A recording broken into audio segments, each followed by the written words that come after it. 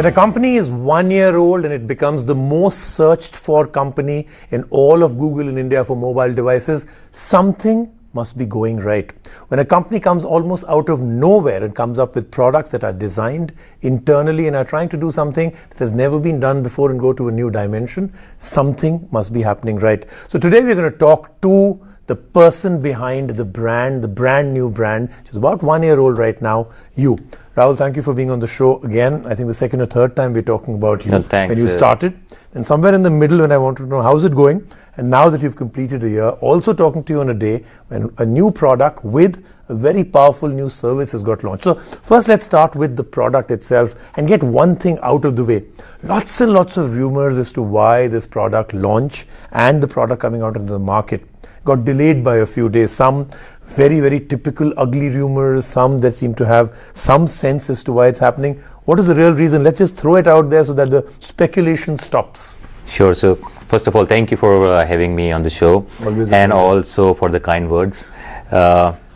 Coming back on the rumors of why the product got delayed, because we wanted to launch two products, not one product, and we decided, okay, instead of doing two conferences, let's club them into one. So the two products were like, one was a hardware product and one was a software product, and that's how we clubbed them together. And the whole proposition was looking outstanding, amazing, and that was the main reason of delay, not so any all the other speculation now is just speculation. Sure. Now after this you can rest this. You can rest the case. Okay, so let's get down to the two products. Let's start off with the product, the first product that we have, which is your brand new flagship killer, as you can call it. Now you've had some very interesting advertising for this. You've actually taken off some of the biggest brands by saying that if you are a flagship, then you can't have so-and-so feature. If you claim to be the best phone in the market, then how are you still on, let's say, a screen of that kind or optics of this kind, or a phone that's still not made out of full metal and all other things, right? So you're taking on a big market, but you're also taking on a market with brands that you've never played in before, especially not with you. Tell us through what's the thought process. I mean, who is the competition here? Why would you want to get into this market? Because this is supposed to be a young person's brand, right? Sure. So Rajiv, what happened, around a year back or so, I was sitting with all my friends. And since I'm in tech industry, in phone industry, they said, okay, Rahul, why don't you recommend us, a flagship? And whatever I was recommending to them, they were all coming back with, okay, but this doesn't have, a great screen, a great display, but this phone doesn't have a great camera, but this phone doesn't have expandable memory. Mm-hmm. And there were so many buts coming in between, no pun intended. So, while I was driving back home, I said, okay, what will happen if we can go around the world, source all the best components, and then make a product around that. Mm-hmm. And that's how that's how we started thinking of making Utopia as a phone. And the journey which started, let's say 10-11 months back or so, we have a product in front of us. Now this product, we are calling this phone as the most powerful phone. Why? Because when I look at... Let me redefine that. Most powerful phone on the planet. That is what the claim was. Okay. Absolutely. So when we said the most powerful phone, a most powerful phone, if you're calling it a flagship, then your flagship should have absolutely top notch. I mean, you can't have a flagship and then have an FHD screen. I mean, FHD, people have done FHD in 2012. That's 2012 flagship. Mm-hmm. If you're doing something and calling your product a flagship, you should have everything which is top notch, everything which is the best available in the market. So we went around the world and went to all the component suppliers and said, okay, we want the most powerful thing you have ever made. So for example, for screen, we went to Sharp. And we said, okay, we want the best screen, what you have made. And they gave us their 2K display screen, which has an outstanding 565 ppi in case in a 5.2-inch screen, which is I think as of now is one of the best available in the world. We went to Sony and said, okay, we want to have your best camera, and they gave us their 21 megapixel IMX230. We went to Qualcomm. Best processor, their 810 is the best processor they have. So and so forth. And when we got all these things together, okay, just to add one more in terms of normally when people are doing this, even in a flagship, they're not putting the headsets because either they're not bothered about the audio quality or sound experience, or they have something I don't know with against, or I don't know what, with all the music lovers. So we want to do something great for all the music, because music is something which normally this phone is a great tool of entertainment as well. So we wanted to give a really great audio experience to our consumers. So of course we have a DTS which is inside the phone, but outside to have the headset, the great audio quality experience, we went around the world and we searched for one of the best headsets, and we found House of Marley. They have one of the best headsets available right now. So Utopia will come up with House of Marley headsets inside out-of-box solution. Okay. Yeah. So the overall objective then was to create a truly powerful phone and then break that price point dramatically.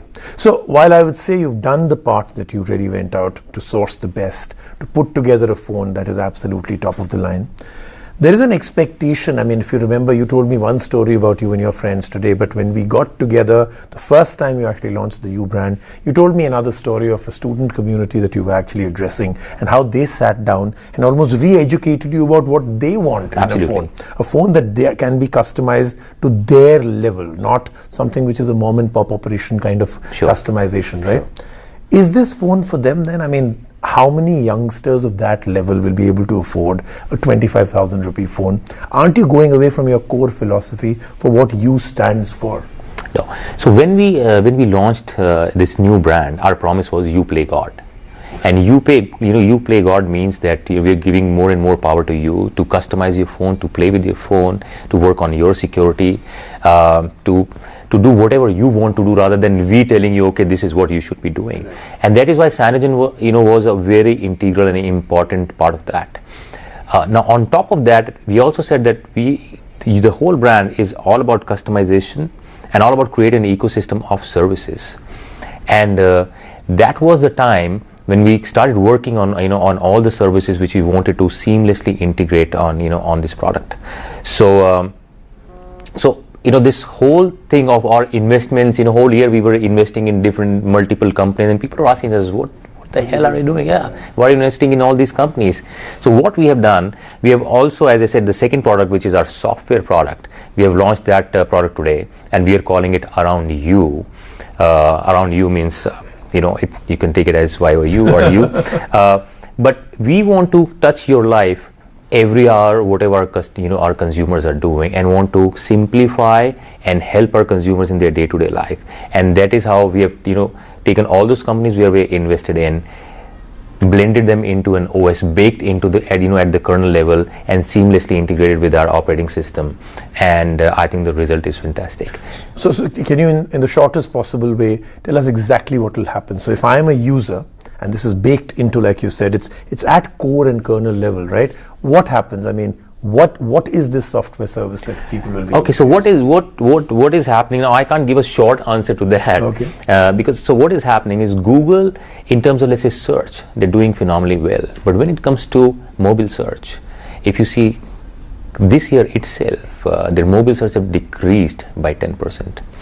Why? Because once the whole search it comes down to a mobile phone. You have to your fingers are not as good as pointers, and then you need to click and then go in some navigation. Screen, you don't have that level of the number of options that you have. You have to scroll a lot. Correct. So we feel that moving forward, so where the search has gone, it is declined there. The search has gone to all the apps, because if you're looking for food, you're probably looking for food in a Zomato or a Tiny Owl, or if you're looking for to hail a cab, you're getting an Ola or a Uber. So that's where the search is going. We feel that the whole app ecosystem, of course it is there, but it is going to again dramatically change in next couple of months. And where it's going to move is more into deep view cards, wherein on a single click you'll be able to see whatever you want, and one click and you're done.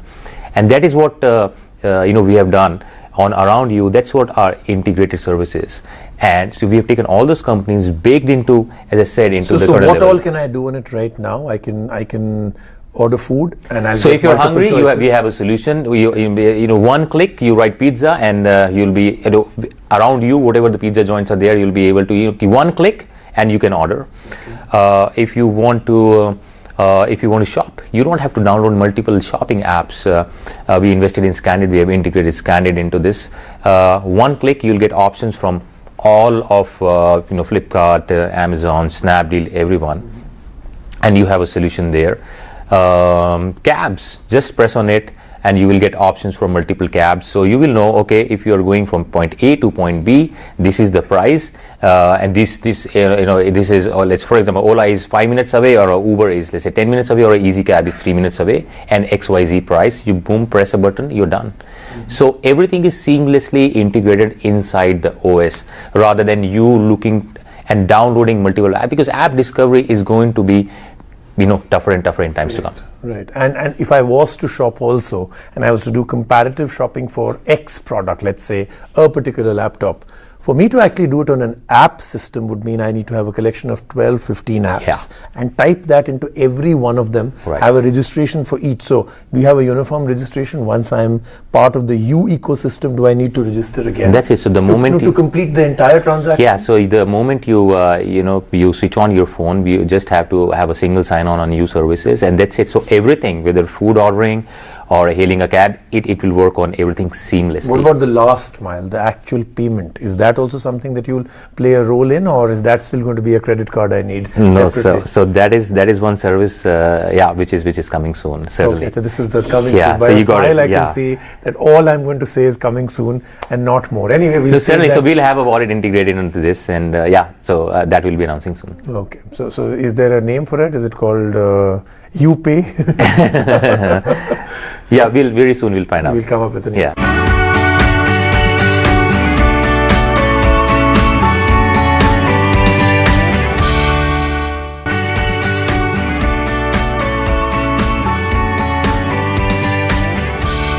So we've understood what you've done right now, and congratulations, what I was quoting right in the beginning. One of your products in your brand, the top searched mobile device for Google pretty much all through the year. That's a big deal for a brand that is 1 year old and wasn't really even looking for that much of euphoria and hype around their brand. But let's now try and understand, one, the journey you've taken, and second, the journey you'll take in the next 1 year. We'll keep our targets just down to 1 year. You and me have already agreed many months back that the mobile phone is now a commodity. Differentiating is very difficult, other than maybe look and feel and material, but more importantly, service inside, right? You've now come up with your service play. What else can happen around the mobile phone system that can actually make you a bigger, more intelligent player? I don't necessarily mean the most successful, but I'm saying from within internally, your own personal thoughts on what happens, the mobile phone market in 2016 will be? So, talking for you as a brand, you is all about a connected ecosystem of devices and services. Services we have launched today. We have blended all, so we have taken away all those apps and blended whole thing into this integrated platform, and I would like to compliment our engineering team for doing this, because for example, we have taken away 150-200 apps away and given a solution which is only 8 MB.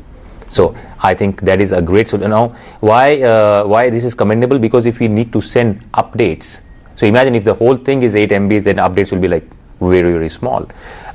So this is one way we feel the whole differentiation is going to come from software rather than hardware, because you yourself said this is how many megapixels we're going to put inside phone, how many pixels of screen quality. 2K, 4K, what game can you play?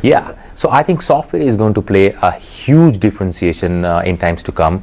And we, today, since we've been working on this from a whole year, we are very, very proud to say and announce that we are the first one to move into this segment, into this territory where we're integrating and blending all these services at the OS layer. I have not seen any mobile phone manufacturer across the world doing this. So something coming out of India, I think all of us are proud of that.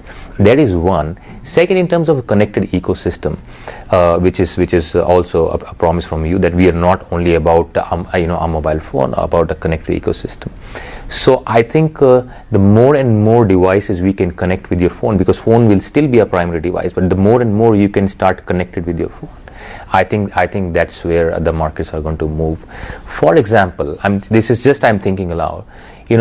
I was asking someone that why don't you have all this or the screens, let's say on airplanes, the whole entertainment system.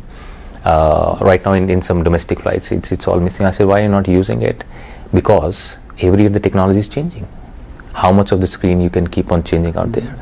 So taking this same example in cars, all the screens, so if you have a BMW now which you bought 3 or 4 years back, that screen right now looks terrible. Absolutely, yeah. So the solutions are going to change completely. I think the whole dashboard is going to change into there you can fit a tablet and you can control the whole thing, and after a year you can change it.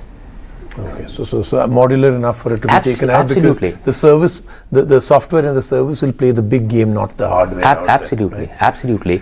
More of connected, devices like we were discussing, shirts which are connected, or maybe I saw, a pretty cool device like shoes which you can connect with your phone, and the whole design will change, the pattern will change. You can so I'm saying really, really cool stuff which people will say, okay, wow, this is something really cool. Okay, fantastic. Now, but let's also find out the part that I find most intriguing about what could happen, may happen, or will happen in 2016 is that, of course, like we said, the spec war in the flagship business may not be there, but of course at the lower point level, it'll carry on. I mean, what can you do under 20,000? What can you do under 15? Can you manage a phone like that under 10,000? Spec war will continue there.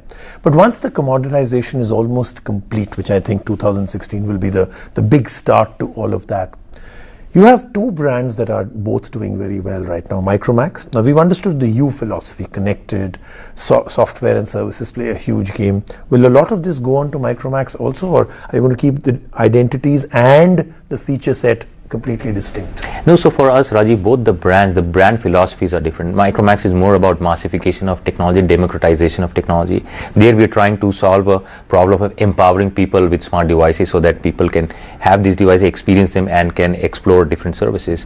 On U is more about connected ecosystem and more about services. But certainly in terms of all the services what we have launched today, if your question is that will these services be available on other devices, the answer is yes, because more and more people using these services, this means we will have more power, and certainly if we have more power, we can extend all those benefits to all the consumers who are using these services. So eventually in times to come, you will see these services coming on other devices as well. Okay, great. So now I'm going to leave with what is always my favorite question with you, and this is where I want you to take your founder, CEO, head of so-and-so hats off, and only personal ones, sure. Right? So the first one is, with so many people watching you right now, can you tell us one thing that you firmly believe we will see in the mobile device ecosystem that most people have not realized right now, 6 months or a year from now? Something very startling that you believe will be a game changer, which will be good for everybody. So is there anything like that? Because we are almost at the fag end of 2015.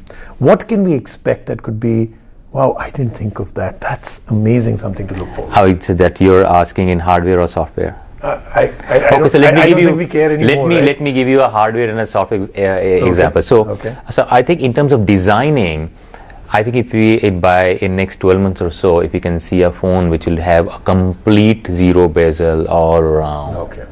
Right. So no head, no head, no chin, of course no side. Yeah. It's all the mid. Okay? Yeah. Okay. I think that will be really cool. Okay. Because we have seen, in 2015 there was no innovation on the design which which we saw. So I think on the hardware side that is it. And second, on the software side, I think all the blue links which you see on the search and all, I think they will go away by the end of it, and you will see more deep view cards, and one click you will see all those services. Okay. So I'm going to throw out 2 or 3 things that most of us have been fantasizing about, and you tell me which year or will it even be possible. So the first one is a rollable, bendable, foldable phone. Which year do you think you will be able to take it out, or you will be able to use one? I think we still, we saw those curved screens and all, but it was more gimmicky rather than, the one that actually, when we talk about the fact that you'll have a 5-inch phone and you unfold it into a 10-inch tablet and you unfold it further into a 20-inch monitor or TV. When will we see that one? Oh, certainly. I know. I have all those sketches with me. Believe me, which 2 years back I said, why can't we have a phone? We just open it, becomes a tablet. Right. And so we are still searching for the right technology for that. But yes, certainly it is. As it is intriguing for me, it is intriguing for me as well. Right. And we want to do some innovation. So give me a ballpark year that you think this year to pakka aa jayega. I'd say something like this, maybe. In terms of, a rollable screen, I think there's still some time to go. Okay. Yeah, but something which you just can bends and convert. opens, Yeah, bends and open. I think that's not that far away. Okay, not too far away. Okay, a phone that will have a battery life of about a week. That you can expect this year. Yeah. Oh, really? About a week? Yeah. Okay. That All you can right. expect, yeah. But it shouldn't be an ugly, clunky brick. It should still look like a normal, good-looking phone. Certainly. I think right? this year you will see that. Okay, so this is the battery technology may Yes. just finally get Yes. solved. And of course, finally, the absolute big one, a phone that is dust-proof, waterproof, shockproof, shatterproof, under 10,000 rupees. Oh, okay, so the last caveat was under 10,000 rupees. Yeah, I think pretty much possible. Again, in Yes. the year 2016. Yes. So Yes. have you then given away what your next phone is going to be? So under 10,000 rupees, dust-proof, waterproof, and with a battery life of 1. No, so I mean, possibly we might not be the one who will be working on that, or we might be the one who will be working on that. But you asked me that is this technology far away, or is it going to? I think it's going to come. Yeah. Great, Rahul. As always, congratulations No. and great speaking with you. Thank you so much. Thanks for having me. Yeah, Thanks. thanks. Excellent.